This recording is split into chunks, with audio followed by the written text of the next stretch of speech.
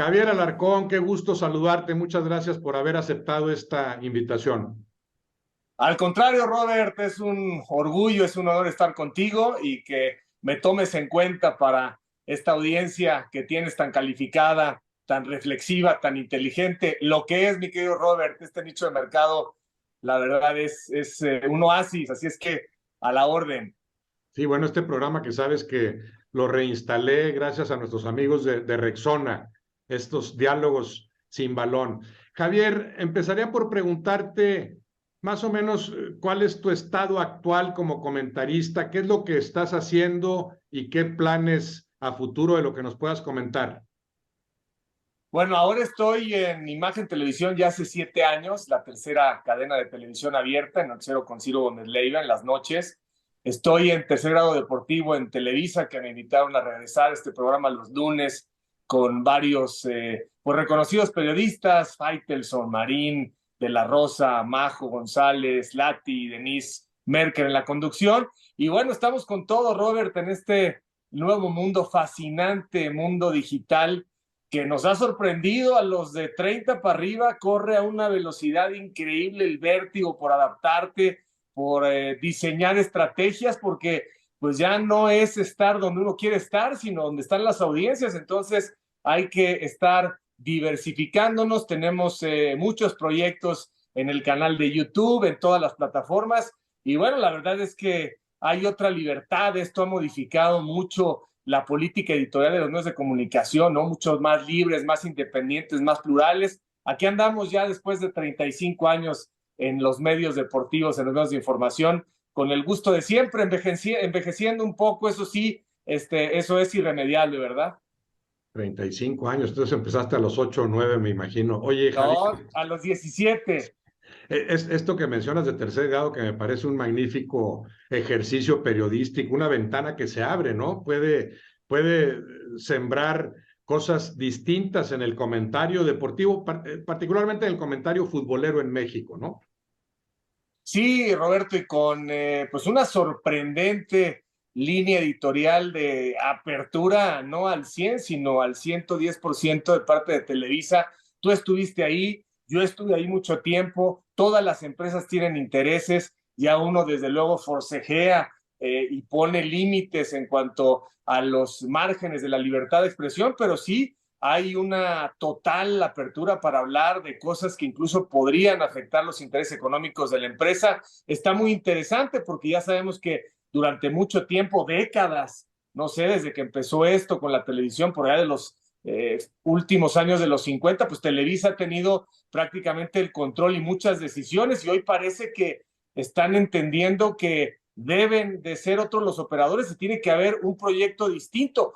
Quiero creer que este es parte del propósito de Tercer Grado Deportivo. Será, obviamente, el principio solamente un discurso mucho más amplio y mucho más honesto de autocrítica. Vamos a ver qué viene con la nueva administración, porque ahí están los retos, ¿no? Pasar de las palabras a los hechos contundentes que permitan un fútbol pues más desarrollado, a la par de lo que todos hemos dicho, incluido tú como pionero hace mucho tiempo, que el negocio pues tiene que llegar y cada vez con cifras más importantes, pero que no se olviden del capital humano, del futbolista, de los formadores y de que se defienda el prestigio de muchas generaciones a un nivel distinto a lo que vimos en Qatar, porque puedes perder, pero pues debes demostrar cierta dignidad de acuerdo a lo que se sabe puede presentar el fútbol mexicano y creo que sí en Qatar tocamos mínimos históricos, ¿no? No fue que te ganaran los que te ganaron, sino que realmente había poca dinámica, poca calidad, poco brillo, ¿no? Y bueno, pues un ciclo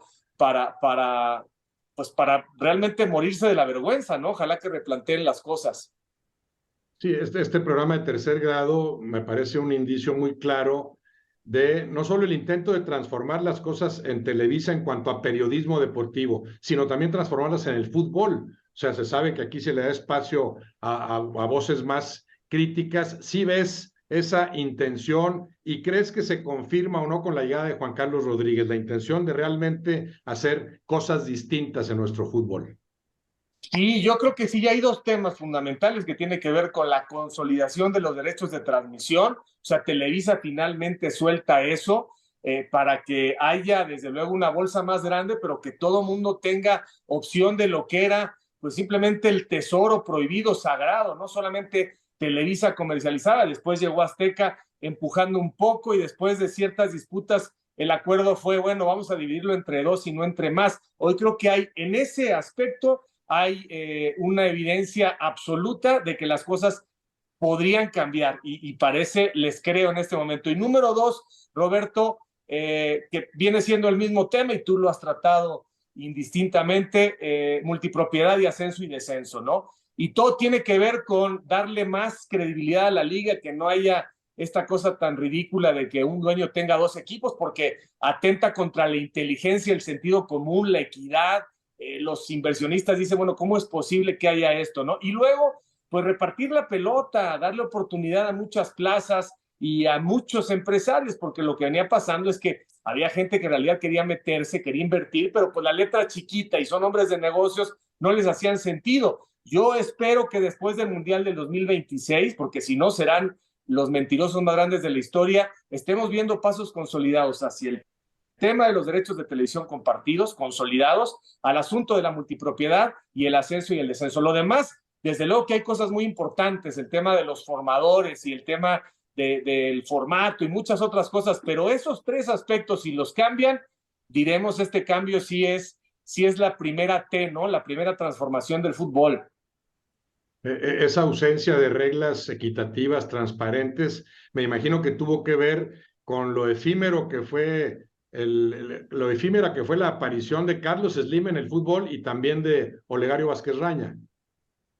Sí, bueno, los dos salieron, como decimos, por patas, ¿no? Los dos salieron corriendo porque pues entienden perfectamente que cuando te quieren cerrar los caminos, cuando no hay transparencia, o sea, imagínate estos dos hombres de negocios acostumbrados a tratar con cualquier cantidad de tiburones, ¿no? En muchos ámbitos de sus empresas y llegan al fútbol y dicen, no, bueno, aquí sí la cosa es una cueva, ¿no? Y en la oscuridad y cuando menos te das cuenta, ya te quitaron lo que pues te costó, ¿no? Y con un trabajo y con una pasión. Vaya, el Querétaro lo lograron llevar a niveles interesantes, una copa, una final de liga que perdieron con Santos. Y bueno, en el caso de Carlos Slim, pues no le pierde nunca nada, ¿no? Y llegó suficientemente asesorado, pero después dijo, no hay manera de que esto pueda potencialmente crecer al nivel y a la velocidad que él está acostumbrado.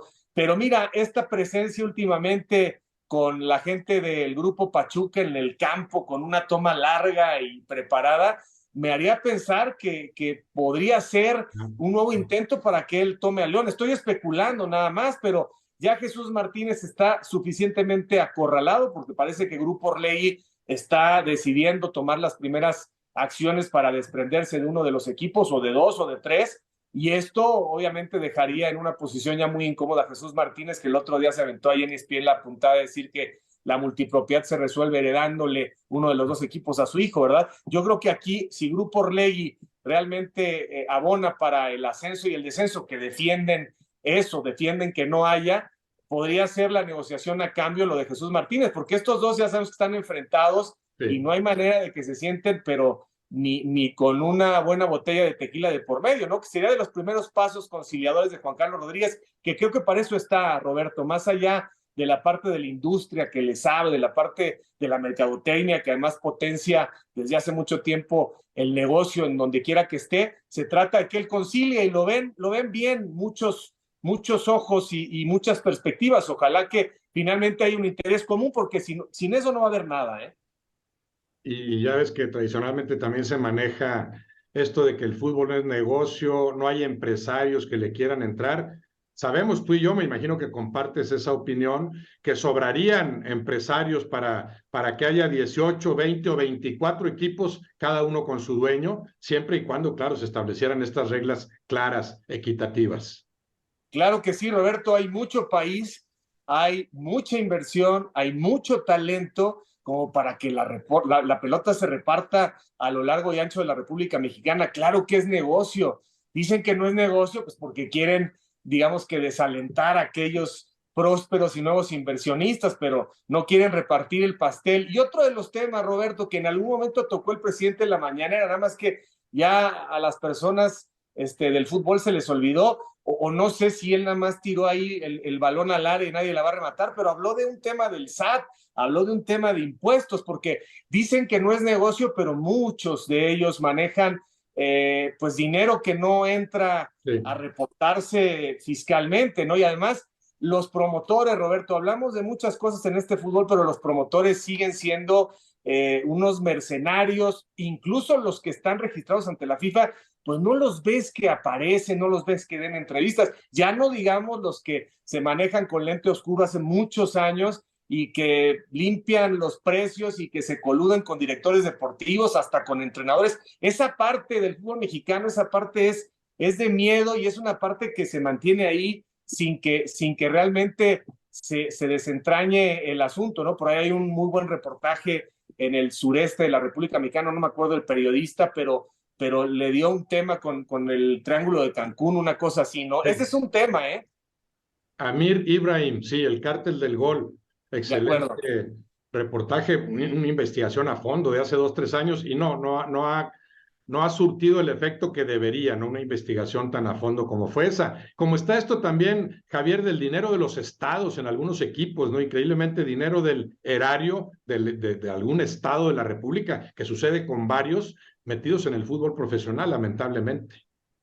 Sí, creo que cada vez menos, ¿no, Roberto? Sí. Creo que esta cuestión se ha reducido y tendría que erradicarse completamente, porque al final terminan utilizando, ¿no? El dinero de los impuestos, pues para darse notoriedad, y al final terminan las instalaciones abandonadas, ni siquiera saben cómo invertir, es simplemente para aparecer en los restaurantes y que la gente te aplaude, es populismo puro, y desde luego que el dinero de los impuestos necesita ser invertido en cosas prioritarias, educación, seguridad, etcétera, etcétera, ¿no? Cambiamos radicalmente de tema. Javier, para entrar a esto que maneja Rexona, ¿no? De reto contra nostalgia. Y entrando ya de lleno en la nostalgia, como que contigo es ineludible la pregunta, ¿en qué momento te convertiste en seguidor del Cruz Azul y por qué? Mira, Roberto, me convertí en aficionado al Cruz Azul cuando pues llegué por primera vez al Estadio Azteca en el último título del tricampeonato, torneos largos. Yo tenía, si acaso, 4 años, y bueno, ver el Estadio Azteca de la mano de mi papá era aficionado al Cruz Azul, pues en ese momento esa conexión es inmediata, ¿no? Yo no sé si después tanto tiempo invertido en esto, claro que me llena mucho la pasión por el Cruz Azul, pero después volteando para atrás dices, bueno, también pude haber leído muchos más libros, ¿no? Entonces, quizá ya también es parte de la edad, pero me enamoré del Cruz Azul, de esas banderas que en ese momento eran el marco rojo y el escudo azul. Y bueno, nos tocó en las últimas filas del Estadio Azteca, pero es impresionante para un niño de esa edad tocar ese momento, ¿no? Y claro, me tocó el equipo campeón, luego me toca el bicampeonato largo y luego pues ya el aferre, ¿no? Todas las finales perdidas con mis hijos que ahora tienen 25 y 23, imagínate, o sea, apenas acaban de ver campeón del Cruz Azul y pasaron por todas las etapas de cada final perdida, entonces a mí ya me sanó un poco este tema de la novena, pero me voy a morir Cruz Azulino y en algún momento siempre lo he dicho, ojalá que algún día pudiera contribuir, no me desagradaría para nada, un poco más grande ya con la no necesidad de colegiaturas de estar pues contribuyendo desde algún sitio en la directiva de Cruz Azul. Sí, porque a diferencia de tus hijos, a ti de muy niño te toca la época dorada de Cruz Azul, un Cruz Azul que irrumpe en primera división, fue un protagonista desde recién ascendido y te toca gran parte ya de esa década de los 70, ¿no? Estamos hablando de Fernando Bustos, Miguel Marín, Alberto Quintano y compañía. Sí, sí, sí, Eladio Vera, y luego me toca el Calimán, Sí. Quintano, y luego me toca como reportero, Roberto, muy joven de 17 años, conocer a toda la cofradía, ¿no? Porque eran unos hermanos y venían acá a la zona de satélite en el Estado de México, de donde yo soy, al Bar Plaza, porque todavía tenían muchos de ellos propiedades en Jaso Hidalgo, cuando realmente Guillermo Álvarez Macías era un directivo de esos de cepa que se preocupaba por todo, que logró consolidar una dinastía y eran hermanos, o sea, se llevaban de manera extraordinaria. Luego vino ya el Cruz Azul del Wendy, el Cruz Azul del Lugo, un Cruz Azul. Nacho Flores todavía logró, tú te acuerdas, ¿no? Ese paso, esa transición. Sí. Y cómo este Cruz Azul en torneos largos pues cautivaba con un fútbol de altísima solvencia, cero intimidación contra el América, que era realmente el rival a vencer.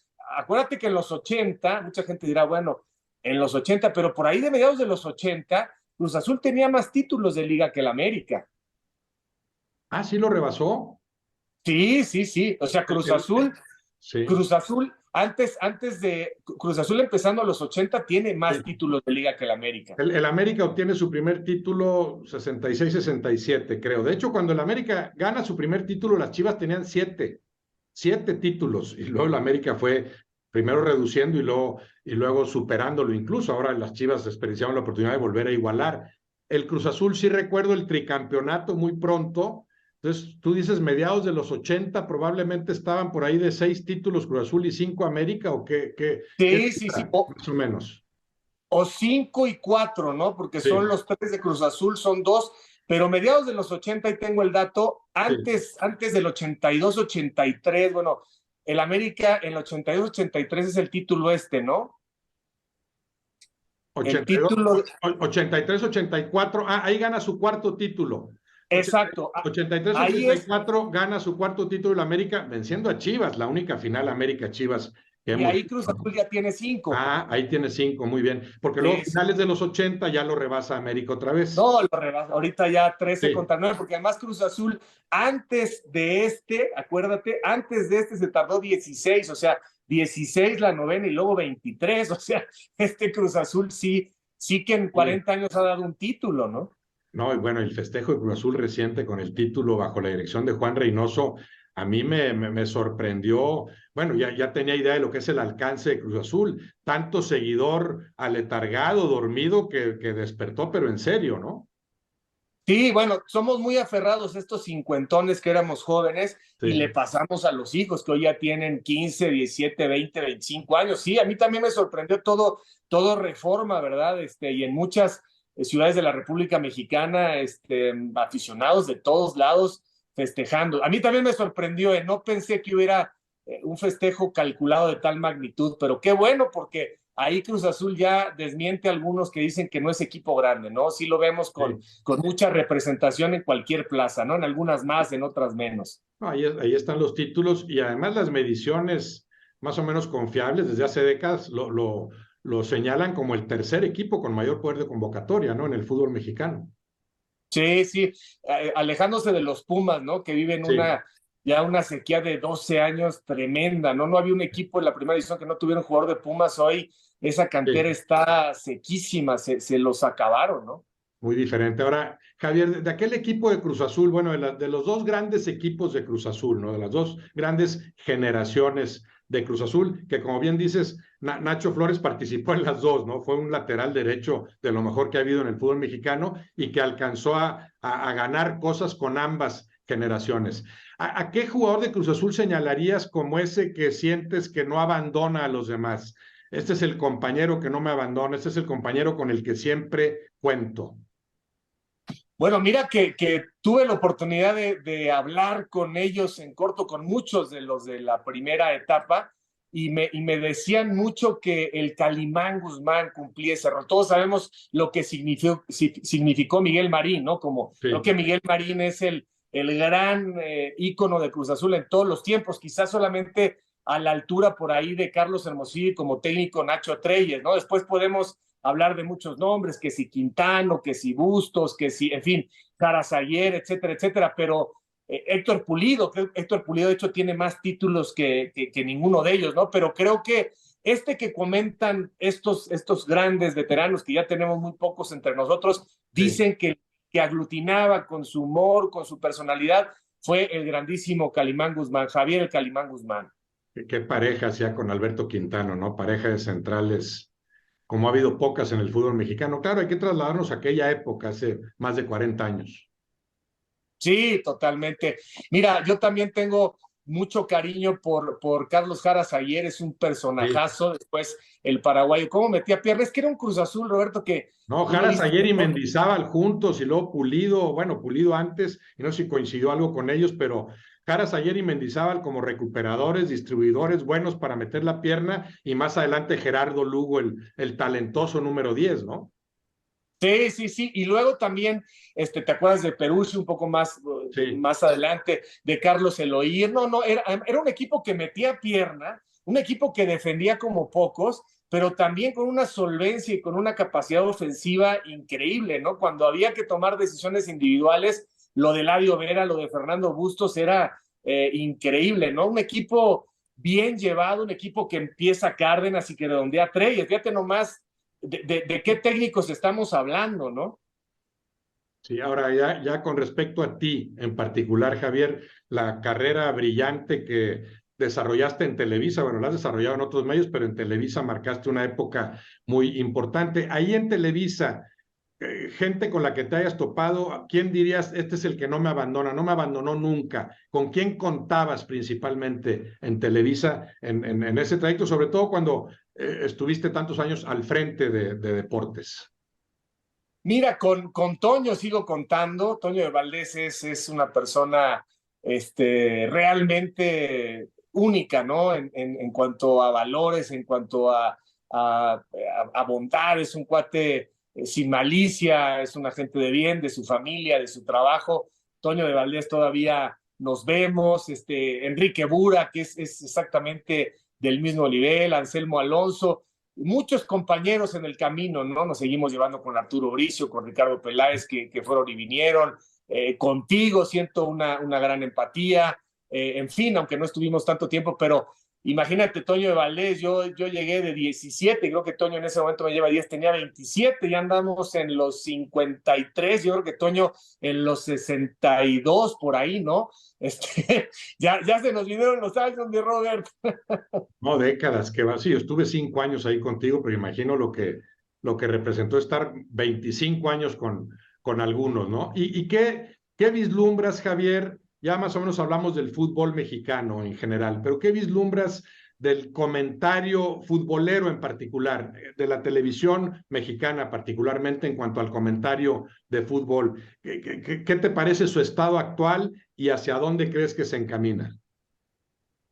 Mira, no estoy muy optimista, Roberto, porque aún entendiendo que la televisión se vuelve algo necesariamente rentable, los programas deportivos, veo un exceso de roles que tienden mucho más a lo superficial. Son necesarios estos roles porque la televisión también entretiene, pero hablando del comentario específicamente deportivo, algunos reflexionamos más, otros menos, o sea, aquí no se trata de comparar, pero dejar algo que te permita la reflexión, los juicios, la observación. Me parece que hay como peligro de que se extingan. Veo mucho más al animador, al provocador, al que abre la polémica simplemente pues por gusto, ¿no? Polémicas baratas que de pronto le gustan a la gente. Veo cada vez menos comunicadores, periodistas como tú, con capacidad de tener un lenguaje amplio, de ser muy equilibrados, ¿no? Porque al final la gente está esperando eso, ¿no? No se diga, Roberto, las generaciones anteriores, o sea, Fernando Andere, Fernando Andere, Toño Andere, Fernando también fue comentarista, Jorge Sonia Alarcón, Fernando Marcos, siendo un animador, Ángel Fernández, bueno, no tenía nada que ver con algunos cronistas de hoy que le meten demasiado, digamos que demasiado show, ¿no? Y mira que a lo mejor puede ser que nos estemos quedando un poco en el tiempo, porque por ahí Sí. también es muy natural que digas todo tiempo pasado fue mejor. Hay gente muy capaz, pero sí tengo esta preocupación porque la industria esté llevando en demasía a ello, ¿no? Siempre ha habido personajes así, ¿no? Gerardo Peña, un gran narrador, el Perro Bermúdez, hoy Cristian Martinoli tiene esta dualidad, ¿no? Se va con el animador, pero también se ha dado cuenta que poner un poco la rienda para generar su opinión puede aportar más, ¿no? Ojalá que llegue gente pues con esta necesidad de saber que esto es de resistencia y no de velocidad. Claro, de pronto surge alguien así, ¿no? Con mucha pimienta y con mucha broma y con mucho grito y llama la atención, pero normalmente cada cosa y a cada quien el tiempo lo pone en su lugar, ¿no? Entonces la recomendación es hacer carreras más duraderas, aunque no seas nunca el 1 o el 2 en términos de rating, pues mantenerte con el prestigio, ¿no? Que creo que al final éxito es diferente a prestigio, ¿no? Fama es diferente a prestigio. Que tiene que ver, Javier, y te tocó a ti, me imagino, con este yugo, con esta exigencia del rating, ¿no? Que me parece que va creciendo. ¿Cómo combinar calidad con rating? Totalmente. Acuérdate que forcejeábamos mucho con la producción, que, bueno, Derbez, el Compayito, todos estos elementos en los magnoeventos era un estira y afloje para que no te fueras ni de un lado ni del otro, ¿no? Y efectivamente hay un público que sí demanda este tipo de cosas, pero creo que hoy también la capacidad de disasociar y poner cada cosa en su lugar, o sea, hay productos que funcionan muy bien y que responden a un interés y creo que ya se exageró en la mezcla, ¿no? Creo que los últimos programas en los últimos mundiales han sido ya demasiado, o sea, sí necesitas aderezos, sí necesitas humoristas, sí necesitas cultura, etcétera, pero creo que hoy la mano se ha pasado, Roberto. Javier Alarcón, te lo agradezco de veras. Podríamos platicar todo el día, pero bueno, tiene un tiempo limitado este programa. Te lo agradezco. Qué gusto haber platicado contigo y seguiremos haciéndolo. Gracias, Roberto. Al contrario, es un privilegio, siempre un orgullo estar contigo y con tu muy selecta audiencia. Te mando un abrazo y estamos en contacto. Igualmente, Javier, un abrazo.